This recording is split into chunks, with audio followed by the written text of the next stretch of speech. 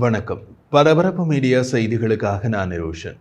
மேற்கு கரையில் 9வது நாளாக தொடரும் போரில் பல நகரங்களில் காணப்படும் காட்சிகள் கடந்த மாதங்களில் காசா நகரங்களில் தென்பட்ட போர் காட்சிகளை ஞாபகப்படுத்துகின்றன. ஆக்கிரமிக்கப்பட்ட மேற்கு கரையில் உள்ள ஜெனின் நகர அரசு மருத்துவமனை மற்றும் இபின் சினா மருத்துவமனையின் அருகாமையில் இருந்து தாக்குதல் நடத்தி கொண்டிருந்த இஸ்ரேலிய துருப்புக்கள் இன்று அதிகாலை அங்கிருந்து வெளியேறியுள்ளதாக பாலஸ்தீனிய செய்தி நிறுவனமான வஃபா தெரிவித்துள்ளது. இருப்பினும் நகரின் 2 மருத்துவமனைகளின் நுழைவாயிலுக்கு வெளியே இஸ்ரேலிய ராணுவ வாகனங்கள் நிறுத்தப்பட்டுள்ளன. ஒரு வாரத்திற்கு முன்னர் ஜெனின் நகரம் மற்றும் வடக்கு மேற்கு கரையில் உள்ள பிற பகுதிகளுக்குள் ஒரு பெரிய அளவிலான ஊடுருவல் தாக்குதல் தொடங்கப்பட்டது. துல்கரேம் மற்றும் ஜெனின் அகதிகள் முகாம்களில் பெரும் எண்ணிக்கையில் குவிக்கப்பட்ட இஸ்ரேலிய துருப்புக்கள் தொடர்ச்சியான தேடுதல் வேட்டைகளில் இறங்கியுள்ளன. 2000 ஆண்டுகளின் முற்பகுதியில் நடந்த 2வது இன்டிஃபாடாவுக்கு பின்னர் ஆக்கிரமிக்கப்பட்ட மேற்கு கரை பிரதேசத்தின் மீது இஸ்ரேலின் மிகப்பெரிய தாக்குதல் இப்போது நடக்கிறது. மேற்கு கரையின் பல நகரங்களிலும் இஸ்ரேலிய படைகள் பரவலான தாக்குதல்களை நடத்தி வருகின்றன. மேற்கு கரையில் 9வது நாளாக தொடரும் போர் பற்றிய எமது புதுப்பிக்கப்படும் செய்திகளை உலக செய்திகளுக்கான எமது இணை யூடியூப் சேனல் வேர்ல்ட் இன்றிலும் நீங்கள் பார்க்க முடியும். இராணுவ ஆய்வுகளை பரபரப்பு மீடியாவிலும் புதுப்பிக்கப்பட்ட செய்திகளை வேர்ல்ட் இன்று யூடியூப் சேனலிலும் பதிவேற்றம் செய்கின்றோம். வேர்ல்ட் இன்று யூடியூப் சேனலுக்கான இணைப்பு இந்த காணொளியின் பின்னூட்டமிடும் பகுதியில் கொடுக்கப்பட்டுள்ளது. பல பாலஸ்தீனிய போர் நடக்கும் பகுதிகளை தவிர்ப்பதற்காக ஜோர்டானிய எல்லையை நோக்கி நகரத் தொடங்கியுள்ளனர். பாலஸ்தீனியர்களை ஜோர்டானிய எல்லைக்குள் இடம்பெயர்வதற்கு தூண்டுவது இஸ்ரேல் மேற்கொள்ளும் எந்த ஒரு முயற்சியும் போர் பிரகடனமாக கருதப்படும் என்று ஜோர்டான் எச்சரித்துள்ளது. ஆக்கிரமிக்கப்பட்ட மேற்கு கரை மற்றும் பெரிய அளவிலான பிராந்தியத்தில் நிலைமை மோசமாக வெடிக்கும் முன் சர்வதேச சமூகம் செயல்பட வேண்டும் என்று ஜோர்டானிய வெளியுறவு அமைச்சர் ஐமன் சஃபாடி தெரிவித்தார். அவர் மேலும் கூறிய போது இஸ்ரேல் மற்றொரு போரை மேற்கு கரையில் நடத்துகிறது. நேத்தன்யாகவும் அவரது அரசாங்கமும் முழு பிராந்தியத்திலும் நிலைமையின் வெடிப்பை நோக்கி தள்ளுகின்றனர் என்றார்.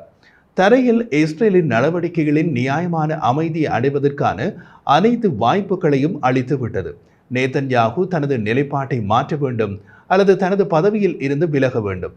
அதன் பின்னரே நிலைமை சுமூகமாகும் என்று கூறிய ஐமன் சஃபாடி ஹமாசுடனான போர் நிறுத்தத்திற்கு இஸ்ரேலிய பிரதமர் தடையாக இருப்பதாக குற்றம் சாட்டினார். இஸ்ரேலிய படைகள் இராணுவ வாகனங்கள் மற்றும் புல்டோசரின் ஆதரவோடு ஆக்கிரமிக்கப்பட்ட மேற்கு கரையில் நப்லஸ் அருகே உள்ள ஃபலாட்டா அகதிகள் முகாமை தாக்கியதாக நாம் முன்னர் தெரிவித்திருந்தோம். அல்-அக்ஸா தியாகிகள் படைப்பிரிவு அதன் துருப்புக்கள் இஸ்ரேலிய படைகளோடு நப்லஸில் உள்ள பலாட்டா அகதிகள் முகாமிலும் இயந்திர துப்பாக்கிகள் மற்றும் வெடிக்கும் சாதனங்களை பயன்படுத்தி கடுமையான மோதலில் ஈடுபட்டதை உறுதிப்படுத்தினார். அது தவிர மேற்கு கரை நகரமான ஜெனினில் உள்ள அல்-கட்டாஃப் சுற்றுப்புறத்திலும் இஸ்ரேலிய இராணுவத்திற்கு எதிரான தாக்குதல்களில் ஈடுபடுவதாகவும் தெரிவித்தனர். இஸ்ரேலிய காலாட்படை பலாடா முகாமில் மறைந்திருந்ததாகவும் அங்கு அதிக வெடிகுண்டுகள் வெடித்ததாகவும் பின்னர் இஸ்ரேலிய துருப்புகள் இயந்திர துப்பாக்கிகளோடு தாக்குதல்களில் ஈடுபட்டதாகவும் பல பாலஸ்தீனியர்களுக்கு உறுதிப்படுத்தப்பட்ட காயங்கள் இருப்பதாகவும் மேற்கு கரையின் அல்-அக்ஸா தியாகிகள் படைப்பிரிவு வெளியிட்ட அறிக்கையில் தெரிவிக்கப்பட்டுள்ளது. பாலஸ்தீனிய செய்தி நிறுவனம் வஃபா வெளியிட்ட தகவலில் மேற்கு கரையின் கிராமங்கள், நகரங்கள் மற்றும் முகாம்கள் மீது இஸ்ரேலிய படைகள் தங்கள் தாக்குதல்களை தொடர்கின்றன. மேற்கு கரையில் உள்ள ஜெனின் முகாமில் உள்ள அல் அன்சார் மசூதியை இஸ்ரேலிய படைகள் ஏராளமான இராணுவ வாகனங்களுடன் சுற்றி வளைத்ததாக தெரிவித்துள்ளது. ஜெனின் நகருக்கு மேற்கே உள்ள கஃபர்குட் கிராமத்தில் இஸ்ரேலிய படைகள் ஒரு வீட்டை சுற்றி வளைத்ததில் பாலஸ்தீனியர் ஒருவர் துப்பாக்கி தூட்டாவால் காயமடைந்ததாக பாலஸ்தீனிய செஞ்சிலுவை சங்கம் அறிவித்தது. இஸ்ரேலிய படைகள் மேற்கு கரையின் வடக்கே துல்கர் முகாமை தாக்கியது. மேலும் இஸ்ரேலிய படைகள் துல்கர் முகாமில் உள்ள ஒரு வீட்டை வெடிக்கச் செய்ததாகவும் வீட்டை சுற்றியிருந்த பல வீடுகளை எரித்ததாகவும் குடியிருப்பாளர்களிடையே மூச்சு திணறலை ஏற்படுத்தியதாகவும் மேற்கு கரையிலிருந்து அல்மயாதின் நிருபர் நேரடி ஒலிபரப்பில் தெரிவித்தார்.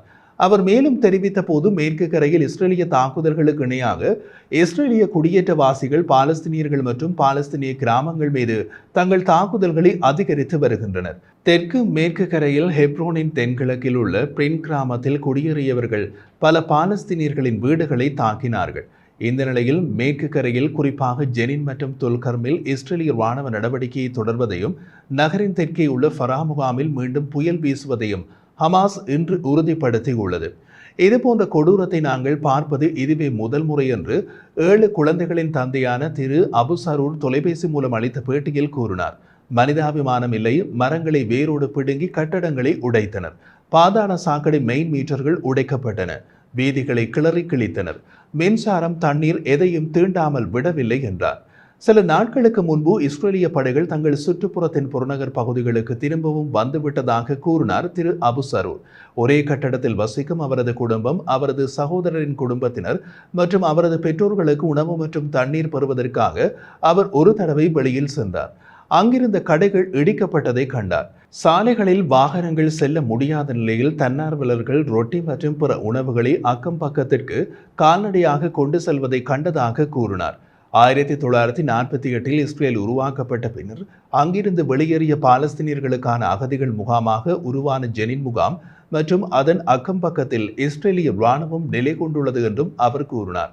திரு அபு சரூர் இஸ்ரேலிய துருப்புக்கள் திரும்பி வருவார்கள் என்று அவரது குடும்பத்தினர் அச்சமடைந்ததாகவும், துருப்புக்கள் உள்ளே நுழைந்தால் உடனே வெளியேறுவதற்கு தயாராக அவர்கள் அனைவரும் இரவில் முழு உடை அணிந்திருந்ததாகவும் கூறினார். ஜெனின் நகரின் சுற்றுப்புறத்தில் உள்ள துல்கம் முகாமில் உள்ள சேவை குழுவின் தலைவர் ஃபைசல் சலாமை சில மணி நேரம் முன்னர் துல்கமில் இருந்து வெளியேறி சென்ற இஸ்ரேலிய இராணுவம் விலகிய பின்னர் மக்கள் நடமாட்டம் ஓரளவுக்கு இருந்தது. ஆனால் அன்று மதிய நேரத்தில் மீண்டும் இஸ்ரேலிய துருப்புக்கள் துல்கர் முகாமுக்குள் நுழைந்தனர் என்று கூறினார்.